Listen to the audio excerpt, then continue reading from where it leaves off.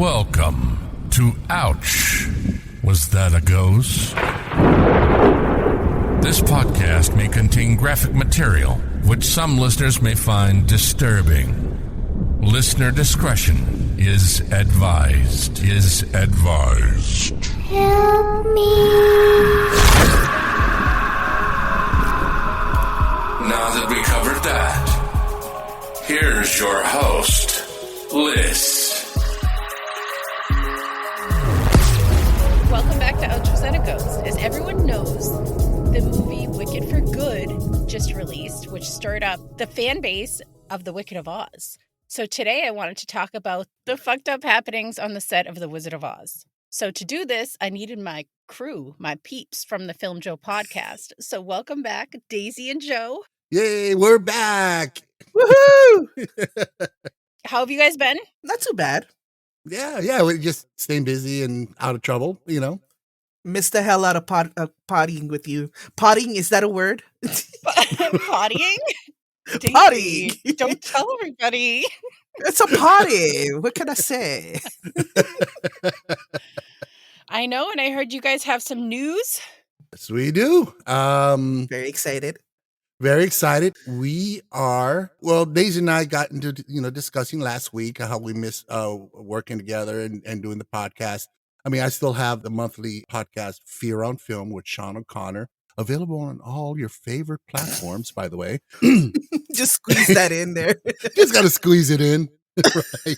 And, but yeah, we were talking about, we'd like to start a new podcast and, something along the lines of the 80s. So from the perspective of siblings growing up together in the 80s, a few years apart, of course, I'm being the younger one. Yeah, right. We decided to do a podcast on 80s movies. And what is it going to be called, Daisy? Adventures of, what was it? Adventures in the 80s? Adventures in... The FilmJoe Podcast presents Adventures in the 80s. Something like that. Something. In Adventures in 80s cinema. There you go. That's what it is. We're still working on it. Adventures in Babysitting was so good. Yeah. And hopefully we can cover that one as well. And we're definitely going to cover that. Yeah, so we're so excited, and we're looking hopefully for a January 1st launch to our very first episode of the new podcast. Ooh, yeah, let us know. Yeah. So we'll be plastering it all over social media and annoying people. So yeah, we're coming back. Okay. That would be so exciting. The 80s is like the best. 80s and 90s for cinema was just so absolutely fun, so dark but so fun. Mm-hmm. Oh, it was great. I mean, it's the 80s. I mean, growing up in the 80s, you'd go to the movies and on a weekend, and there was never a shortage of something to watch. I mean, there was rarely a weekend where you go to the cinema and you go, oh, there's nothing to see. But back then there was. I mean, again, it was always something. You got I got Predator, I got Full Metal Jacket, I got RoboCop, all in the same, multiplex. And so it was great. It was really awesome. That will be fun. So we're really looking forward to it. All right. So I'm going to use your word. Let's delve right into this. Do you want to go into the history of the movie of The Wizard of Oz, Joseph? Alrighty. This is a classic of film from 1939, and it came out from Metro-Goldwyn-Mayer, MGM. And it was based on the 1900 novel by Frank Baum, was it, right? Mm-hmm. And so, there was an earlier iteration of this on film, but the 1931 version became the most iconic, iteration of the classic novel. And I mean, early on in production, this film had issues. It had problems. You had several directors. It was ultimately credited to Victor Fleming, who directed the film, but there were several directors. You had George Cukor, who directed films like My Fair Lady, The Philadelphia Story. You had King Vidor, who directed War and Peace later on. Richard Thorpe, who did Ivanhoe and The Great Caruso. So all these guys, they were all in the mix. And initially what happened was, I mean, it was a tough shoot, very arduous and just very stressful. And so Fleming, he left The Wizard of Oz to direct the already troubled production of Gone with the Wind. because remember, this was a studio system back in the day. So Fleming was working for MGM, and so they're like, okay, this is Wizard of Oz. This is going tits up, but so is the Gone with the Wind. So they did a shuffle, and they went on ahead and they brought in George Cukor, Fleming, and so forth. And so it was just a shuffle back and forth. King Vidor, he went on and he stepped in and he completed some of the final shots. Yeah, so it was just a mess. But ultimately, they gave the directing credit to Fleming. So that was initial. So it already started off bad. And what's ironic is that 1939 was a bonkers year for MGM, creating the two most iconic films that were troubled when they were in production. Two most iconic films to this day, Gone with the Wind and The Wizard of Oz. So that's kind of the general backstory of The Wizard of Oz. All right. And I also heard that it wasn't a hit off the get-go, that it only became popular years later when it was like released on television because no parents wanted to spend money for like a kids movie at the movies at that time. Oh, Nobody wow. had any money. Yeah, there really wasn't a children centric, if you will, market for film. It was all, the only thing there was cartoons, and those were like, during, before the main, presentation at a theater. Oh my gosh, I remember the dancing popcorn. Oh, those were cool. Dancing hot dog. Yeah. That one was disturbing. It was. What's wrong with the dancing hot dog? But the film stars is Judy Garland, Frank Morgan, Ray Bogler, Jack Haley, Bert Lahr, and the only Wicked Witch there is Margaret Hamilton. And she Is was this a wicked dig you're already starting with? That was very subtle too. The only Wicked Witch. The only Wicked Witch. I mean, the most iconic, and it's sad because kids were afraid of the Wicked Witch. She was scary. I kind of remember her going on Mr. Rogers' Neighborhood as a kid. Yeah. Yeah. And like trying to disarm you a little bit and be like, I'm not that bad, Nah, she was pretty bad. Yeah. But yeah, it was a great film. I mean, on the technical side, I know we're talking about the dark shit, in a bit, but one of the most amazing sequences was because it had a sepia kind of tone to the film, black and white. And when she lands in Oz, she's in the house, because the house takes her, we all know the story. And she's in the house and she's in black and white, and she opens the door and everything turns to beautiful tri-strip Technicolor, which is amazing. That was beautiful. Yeah, yeah. So, imagine, yourself back in 1939 and you're watching this for the first time. It's so freaking magical. Oh, yeah. Must have been incredible. Mm-hmm. So, but yeah, I mean, there was a lot of dark shit. You got any dark stories that you know of, Daisy? I know the treatment of Judy Garland behind the set. How old was she when they filmed this? I think she was 16, 17. Yeah, so at that age, guess what girls have, we got boobies. Yeah.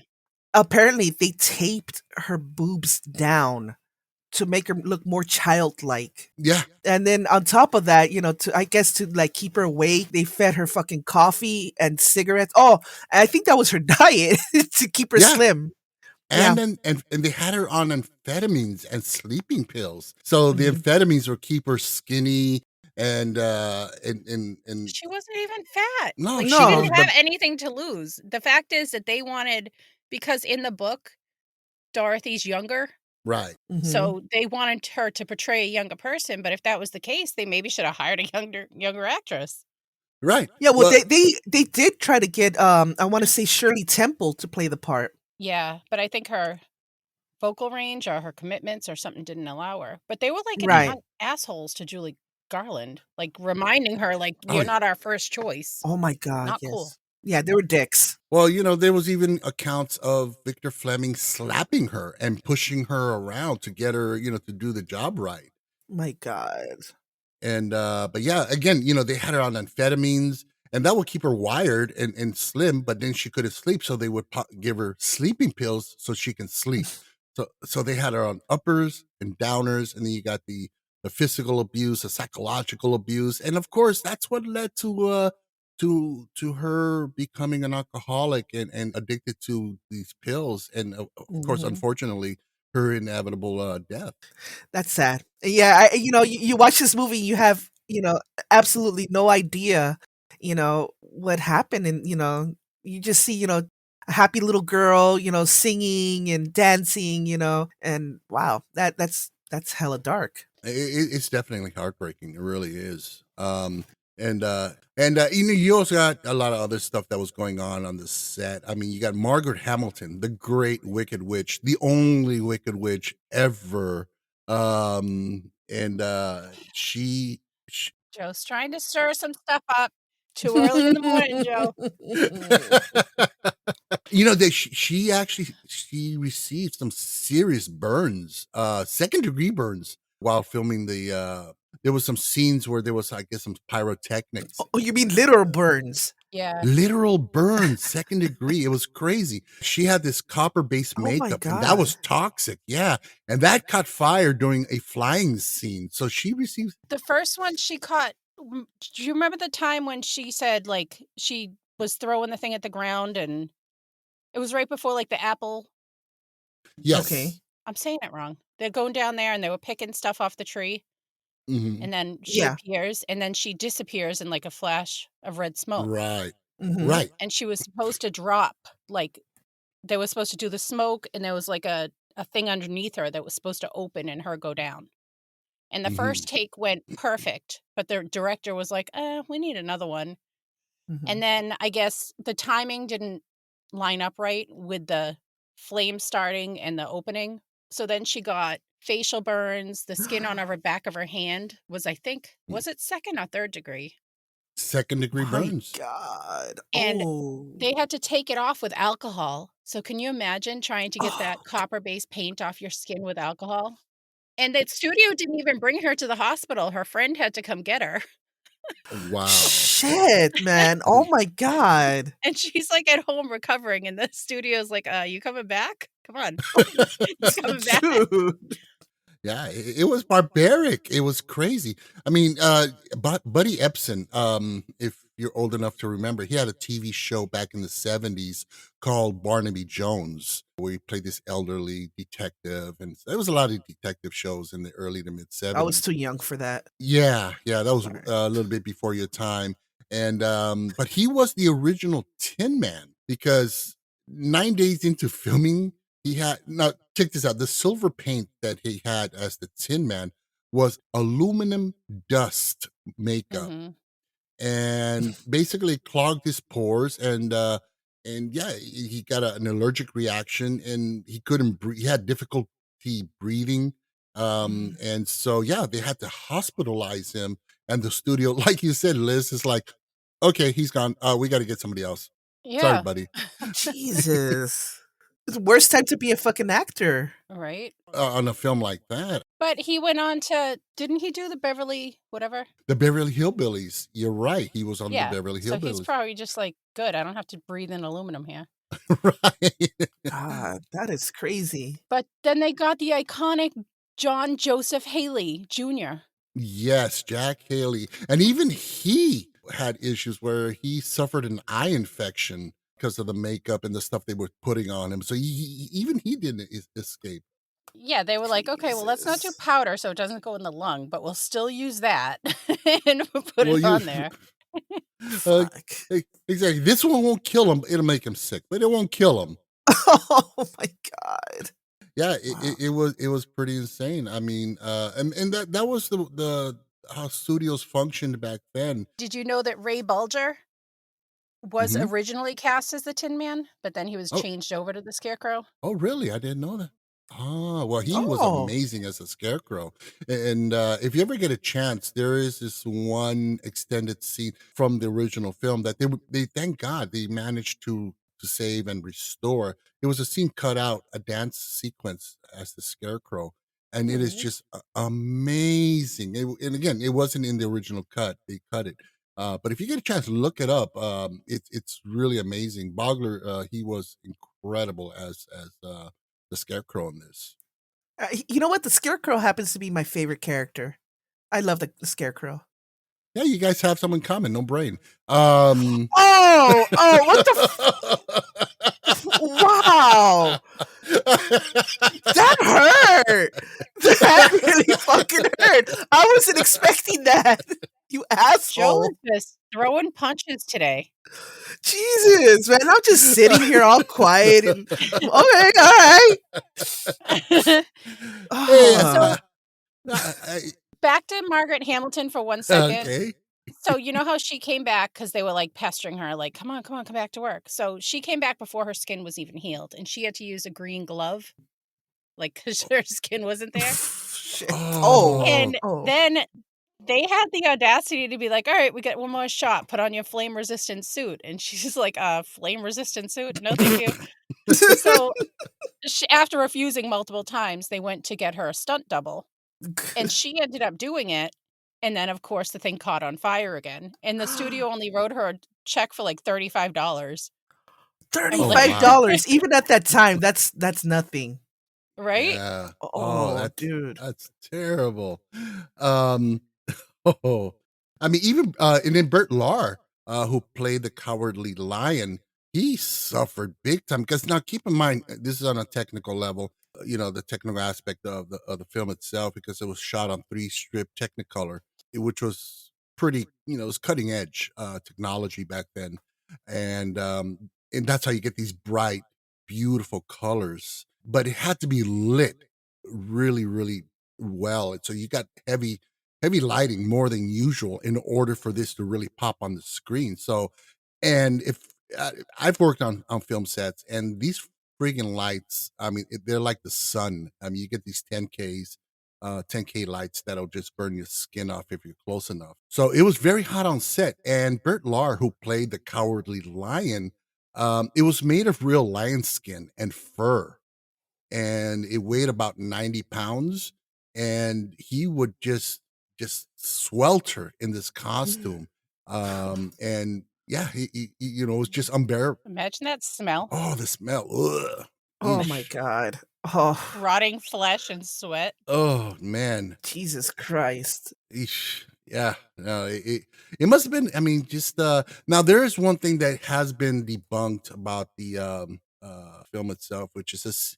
There's a shot of somebody, you can see them hanging in the background, that somebody committed suicide, and they debunked that. It wasn't true. It was some kind of cutout or something in the background. They explained it, but I think it was the crane that they brought in because they brought in like different animals and stuff. So in different shots, you can see different birds in the background to try to make it right. look more realistic.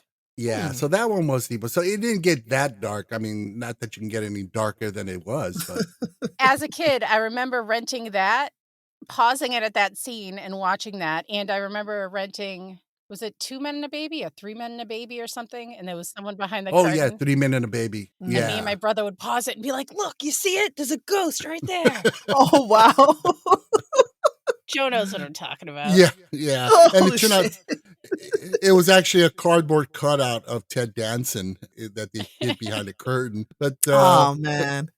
yeah, but yeah, everybody, I mean, you even had, I mean, to tell you how barbaric, again, film studios back then, it was all about the bottom line and getting your film done and under budget. And it was a strict, almost regimental process, almost, fascist, environment.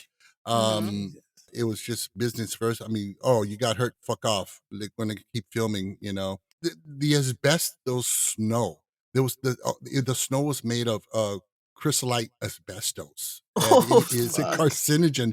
So they're like, oh, it's snowing, and they're breathing this shit in, and little do they know, they might as well be smoking 5 packs of cigarettes instead. My Well, God. they didn't know back then because even the No. firefighters and stuff would be like, oh, put this on your Christmas tree. It will prevent fires. So, I mean, grandma and grandpa are sitting there sprinkling this in their house on their tree Wow. because, yeah, it does put out fires, but it's not good to breathe in. Ignorance was literally bliss, apparently. Well, yeah, this was back in the day where you had cigarette commercials where a doctor would come out and say, "Hi, I'm Doctor So and So," and Chesterfield cigarettes are actually not bad for you. I smoke them all the time. Wow. I've seen pictures of my super pregnant grandmother, and she had like a whiskey or something, and she's smoking a cigarette. Because Oh my, back then, the women would drink like whiskey or rum or whatever, so the guys could drink beer all night, and then the women could drive them home. wow. Do that math for me. Fuck. Yeah, it was pretty messed up. I mean, so yeah, I mean, and this kind of mentality, this kind of attitude was so whatever, there was just this ignorance in the 40s and the 50s. I mean, even the fucking what was it, the flying monkeys, they didn't even escape this crazy stuff. I mean, flying monkeys that were falling to the ground when wires would snap. That's You fucked know, up. Oh my gosh. Why am I laughing? Oh my it's messed up. I mean, it's like wee, and they're done. Oh my goodness. Yeah. Wow. Even Toto, I mean, he was running around minding his own business, and somebody stepped on her foot and broke her foot. Aw, that's Yeah, not cool. That's where I yeah. draw the line. That's too dark. That's too dark. Let's cut. Nope. We're done. You didn't even give a disclaimer before that one, Joe. Not cool. I just threw it at you guys. Oh my Wow. gosh. Trigger warning. Oh gosh. There was a book called Judy and I that was written by her ex-husband, Sid Luft. Hmm. And he talked about Judy having like munchkins and stuff, putting their hand up her skirt. But I don't think she's ever come out and say it, but she was just a kid at the time. And he also, I know that Judy has said publicly before that a big problem on the set was the munchkins, Yeah. that they were running around, getting drunk, and they'd have to literally take nets to go rile them up. Yeah. Like Yeah. nets. Like picture a huge butterfly net scooping them. Oh my god. The visual that I have right now. Oh. But that has been disputed that it was only her saying it, so I don't know. Yeah, yeah. Well, there was a film actually made about that. It was a comedy where the Munchkins were running amok, that they were smoking, smoking, drinking, and sexually harassing each other, having sex on the set, and just being wild. It was a film called Under the Rainbow with Chevy Chase and Carrie Fisher, and How have I never heard of this? it really didn't do well in the box office. It was kind of a bomb. But I seen it and I loved it. I thought it was hilarious. They were just these, you see them on screen and they're so cute, and then off camera they're like, "Hey, toots, come here." Oh my god. I got some scotch over here, but But I mean, think about it. If these munchkins came from all over the world, right? yeah, They've probably never seen that many other people like them. right. The hell? No. Did they come from like a land of little people? They're like, look, they're giants. I gotta look this up because I forget where they came from. I need to know this place.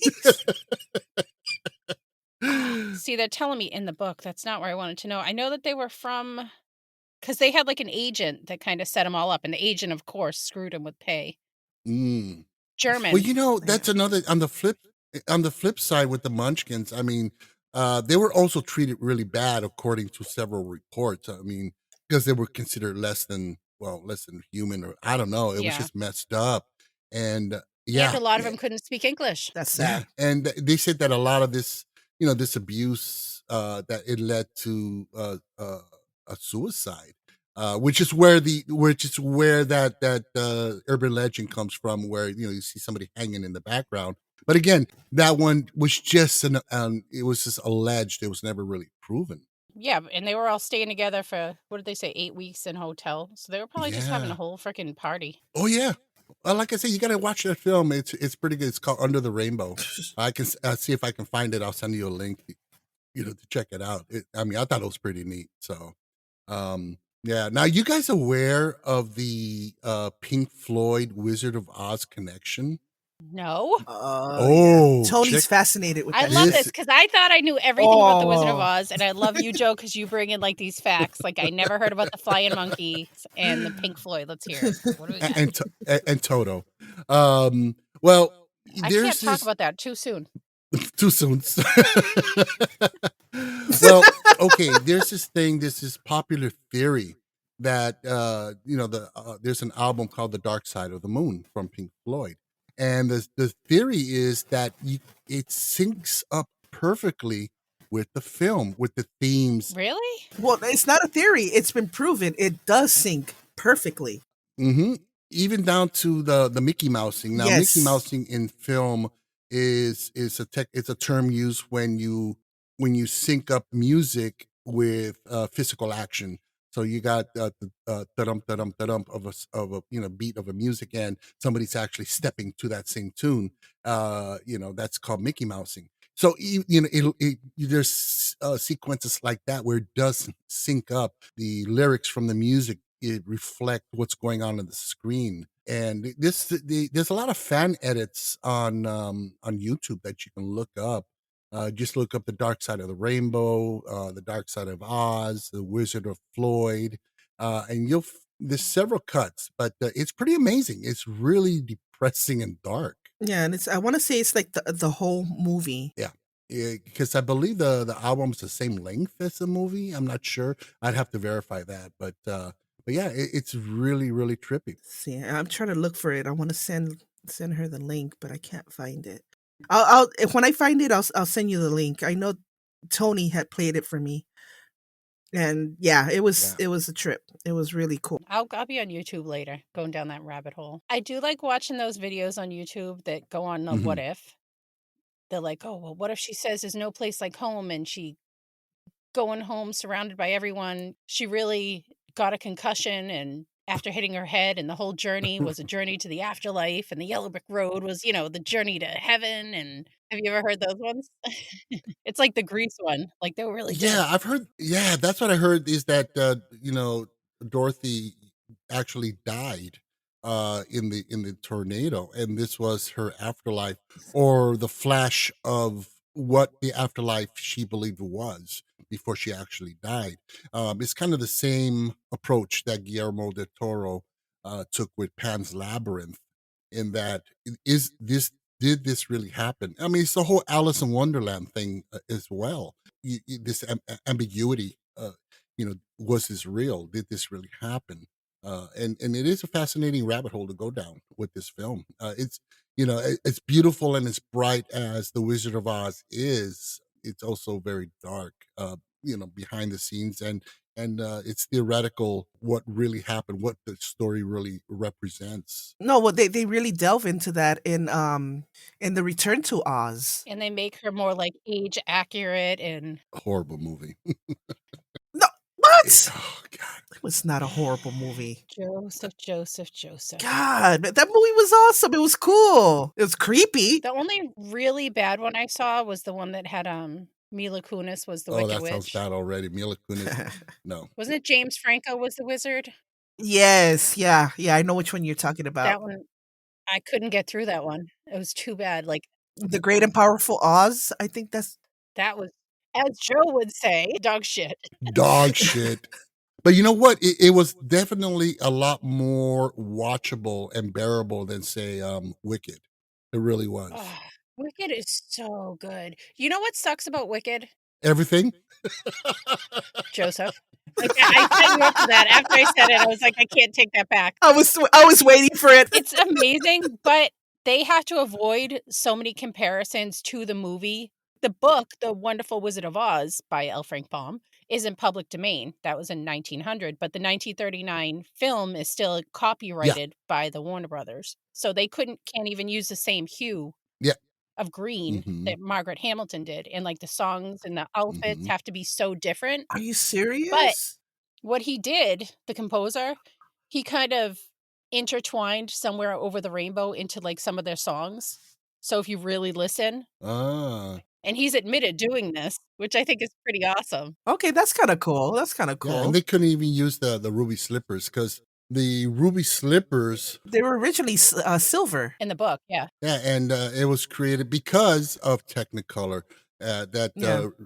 Bright red ruby slippers would pop even more so on the screen. And that is exclusively MGM as well. Right. And which is why the MGM, 1939 classic The Mhm. Wizard of Oz is the only iteration that really matters. Rude.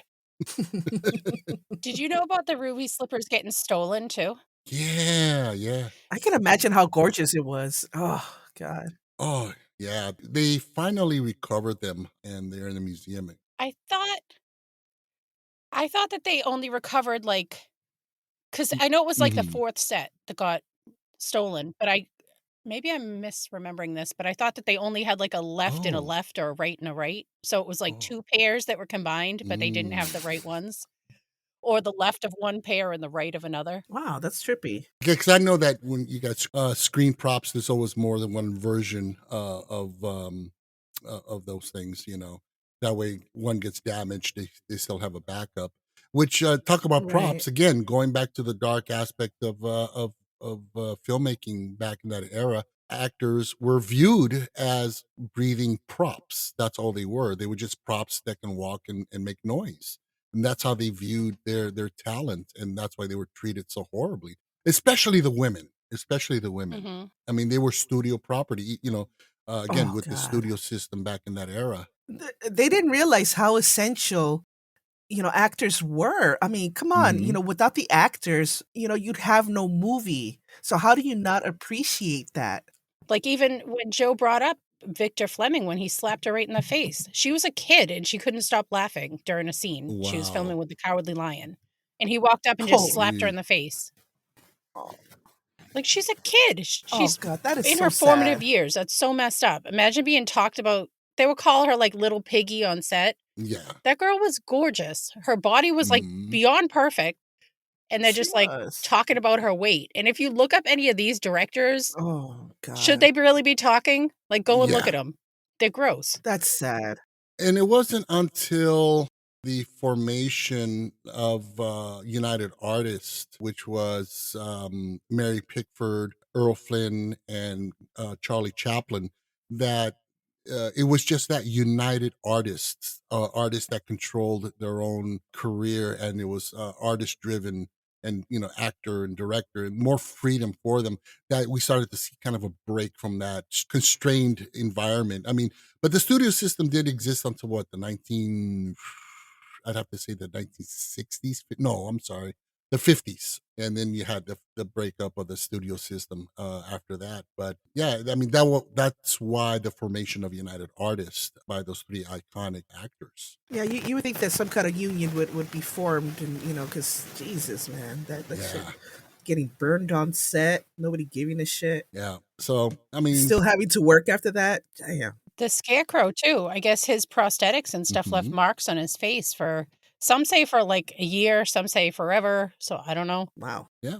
So I mean, that's pretty much. I mean, from what I got, the background. I mean, there's a lot of other claims that have been debunked that are much darker, but I think it was more for the sensationalized reasoning. It's like, oh yeah, somebody committed, hung themselves. Somebody did this. Somebody shot this person, and so forth. Again, it was kind of the golden era, but also a very dark era. I mean, what's his name? King Vidor, one of the directors, who also all these other directors, only Victor Fleming was the only credited director on this. But even like King Vidor, he was murdered in an area in LA called the Westlake area, which is the MacArthur Park area, Oh wow. which was a very affluent, yeah, very affluent. And yeah, he was murdered in his apartment. And the studio were the first to come in, not the cops, not detectives, no CSI. The studios will send a rep or something to clean up My gosh. make sure, yeah, they would make sure there was no drugs there or hookers or anything like that that would taint the image of Oh the director, shit. because King Vidor was a very renowned filmmaker back then. And so this, even to this day, there's a lot of mystery behind who killed him, what was cleaned up, and so forth. Great film to watch is a film called Ellie Confidential with Kevin Spacey.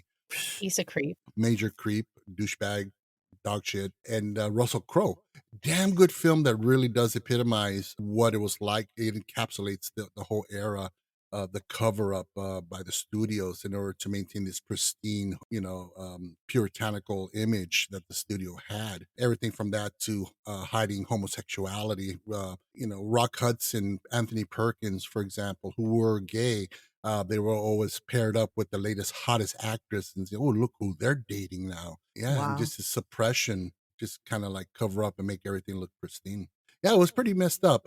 There's a great book called Hollywood Babylon by Kenneth Anger that you should look up. Now, that book has been disputed as a lot of it was made up or exaggerated, but it's still a fascinating read because a lot of this shit did take place in Hollywood. I mean, it was a town of debauchery and drinking and sex and drugs. I mean, it was just, people say Hollywood is filthy now, or it's like, oh, look how bad Hollywood is. It wasn't. I mean, back then it was worse. And you had scandals. You had, either of you heard of an actor? He was a comedian back in the 20s. His name was Fatty Arbuckle. Oh, I And know what you're going to say. Yeah. Yes, and this was a messed up case, and it was a big Hollywood party. He had just, made his big film. So Fatty Arbuckle, he was this fat, baby-like, kind of like comedian, and he was like at the top of his game. And he throws a big party out in Hollywood in this hotel, and there's drugs, there's women, there's hookers, there's all kinds of stuff. And so a woman ends up getting, they find a woman on a bed all bloodied up that she was Hmm. raped. And so as the case went on, basically she was raped with a bottle, an empty bottle. And she pointed the finger at Fatty Arbuckle. And so he was taken to court, and everybody hated the studio, cut him off. His image was tarnished, and they went to court, and he was acquitted. They found out, and he Oh. asserted his innocence all the way through. And so it was a frame up, but his career never fully came back to the luster it once was. So I covered this on a different podcast, Wow. and they had two hung juries. And on the third Yes. one, he was acquitted, and the jury literally apologized to him, this piece of garbage. Mm-hmm. They were like, Mm-hmm. sorry, sir. Yeah, and it's a turnout. So yeah, and so his Wow. career just plummeted from that point, and he was he lost all his money, became an alcoholic, and he was stopped at a street light. He was speeding, and the cop stopped him, and he was plastered, and the cop goes up to him, and immediately Arbuckle is like, produces a bottle. He goes, here's the weapon from the crime scene in case you're interested. Ugh. And it was pretty crazy. I mean, there was a lot of stuff. So yeah, the book is called Hollywood Babylon, and it's fascinating. You got Whistle. She was an actress who was in Hollywood. Well, she came to Hollywood to be a big star, and I forgot her first name. I should remember, but she came to Hollywood with hopes and dreams of becoming the next star. This was in the 20s, and she tried and tried and tried, and would get auditions and always get rejected. And so it got to the point where she went to auditions, and she's like, fuck it, this isn't working for me.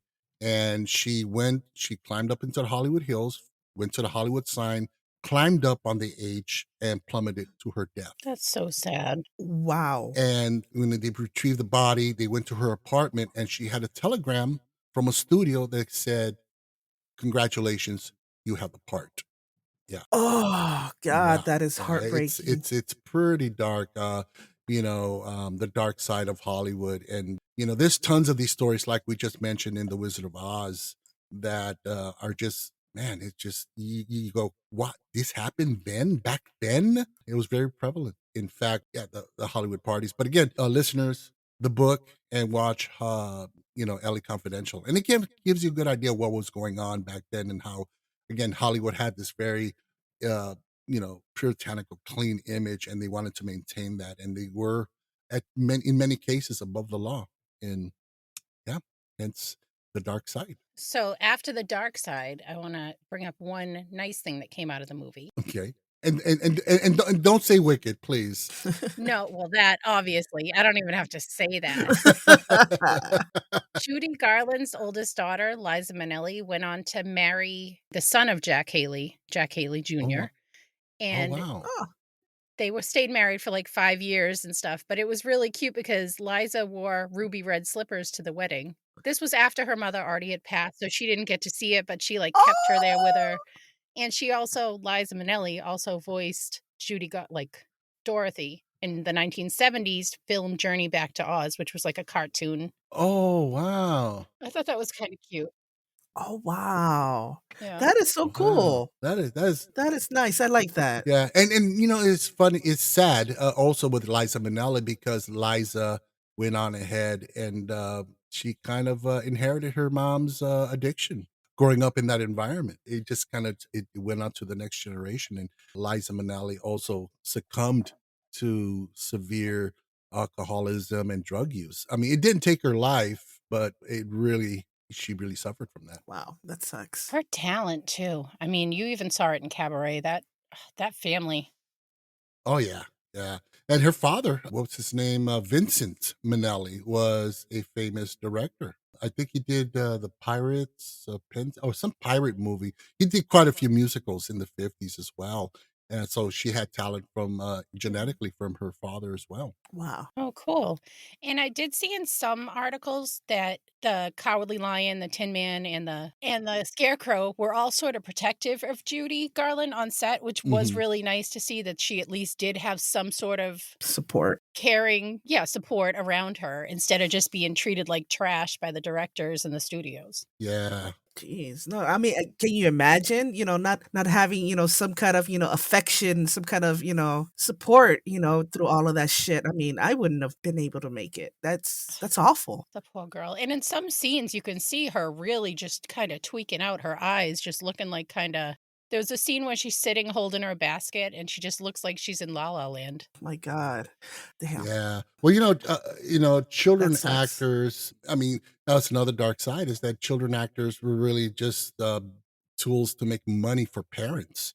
Hmm. Mhm. And a lot of the money they would make when they were underage, they really wouldn't able to keep it. I mean, it was usually spent by the time when they were adults. And it wasn't until, oh man, it must have been the 60s, 70s, I'm not sure, that a law was passed to protect children actors and their income. There was an actor, his name was Jackie Coogan, and he was the baby, the little kid in the movie The Kid with Charlie Chaplin. I believe it was 1922, maybe. And Oh. he, all that money that he made. I mean, the kid was a huge box office success, and he was paid good money. Mhm. And his parents just spent all his money, and so when he grew up, he had no money. Luckily, Jackie Coogan was able to recoup his career and make a name for himself in the entertainment industry, where he became Uncle Fester on the Adams Family. Oh, wow. Oh, Yeah. And the law is called Coogan's Law, and it protects children, and to this day. So, wow, that's awesome. You keep bringing up Charlie Chaplin. That dude's such a creep from what I've seen. I was going to cover him eventually, but oh no, he was. Oh, okay, his he was a. J- constantly re-upping his minor bride. Like he'd just like remarry another young woman, young woman, young woman, just like recycling them. Well, yeah, because they expire. Ugh, gross. Oh God! Oh God! Oh oh! This. Okay. No way, that's staying in. Yeah, this is where you go, wow, yeah, now I really do miss those FilmJoe podcast days. This was what it was like. But Couldn't help but it. yeah, I mean, the thing with Chaplin, he's always been a fascinating cinematic person historically. What he contributed to the industry, but yeah, he was kind of a weirdo. I mean, he liked this women young.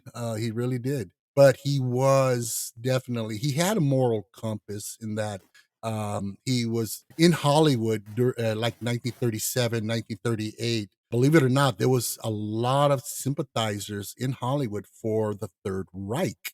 And Chaplin was a he was very much against what the Nazis were about. And he was anti-Nazi. And he actually was at a dinner party where several actors were discussing, well, Hitler can do this and Hitler's not that bad and so forth. And he shut them up. I forgot what the exact quote was or statement that he made, but he pointed out to them that he was part Jewish and they need to shut the fuck up because they didn't know what they were talking about.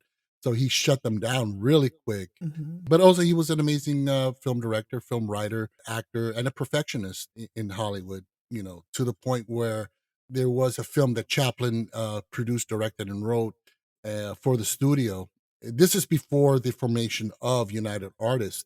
And the film was, in his eyes, atrocious. But the studio was like, well, we're releasing this. I don't care. Wow. And so he said, okay, fine. So he broke into the studio late at night, grabbed all the original film, put it in his car, drove out to the Mojave Desert, and set them on fire. Oh, Damn. Wow. That. Yeah. still a creep, but that's funny. Damn. Yeah. He was Charlie Chaplin. Right. Come on. There you go. But yeah, it's again, Hollywood history. That's why I love studying Hollywood history. I love film.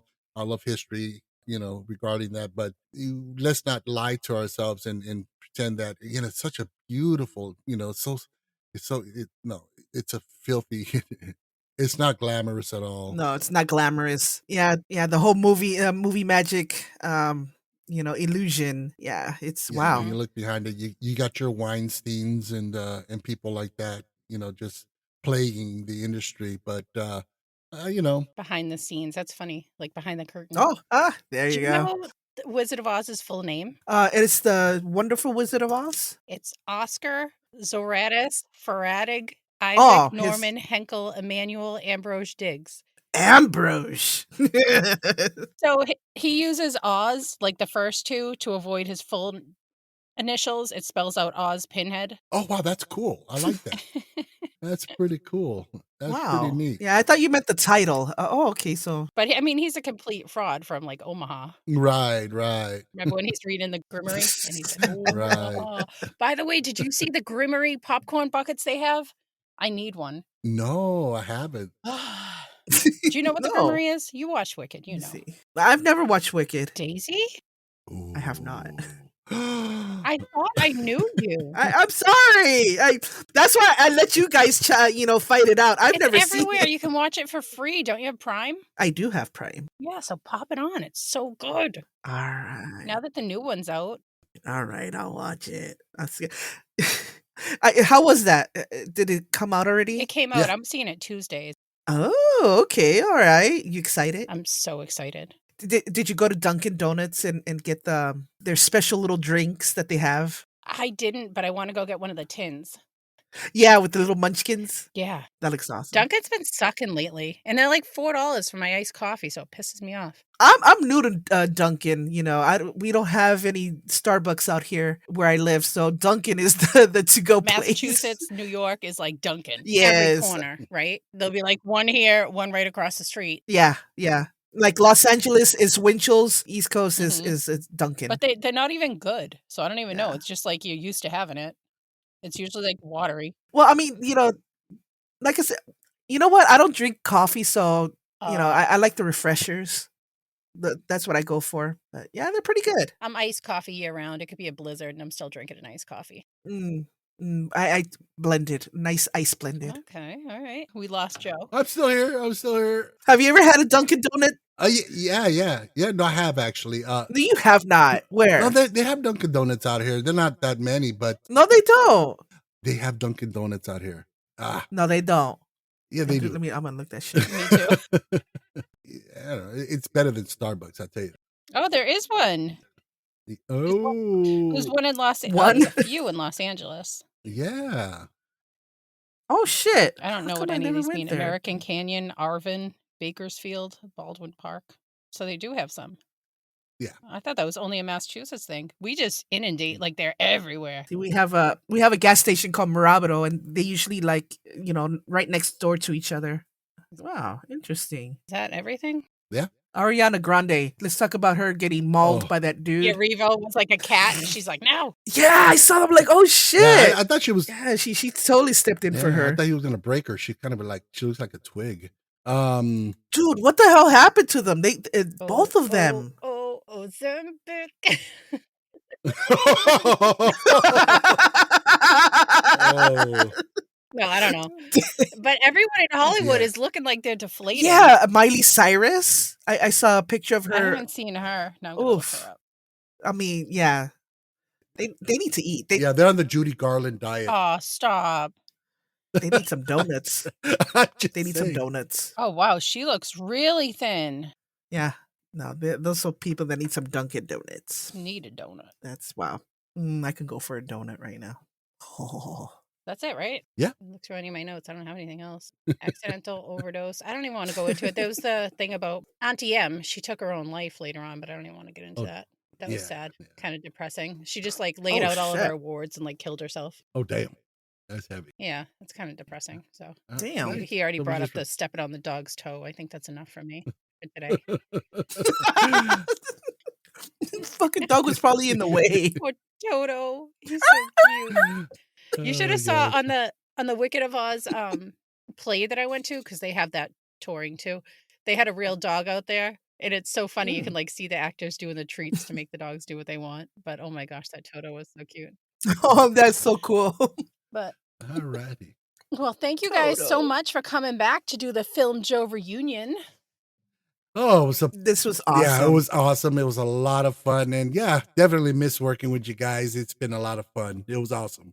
And I can't wait to hear the new 80s podcast with all the films. Oh my god, yes. Yeah, we're so excited. Yes. It was so yeah, in about a week we'll start rolling out some teasers and stuff, and and we'll be on social media. So folks, check it out. Keep an eye out for us. What's the title again? I forget what you said.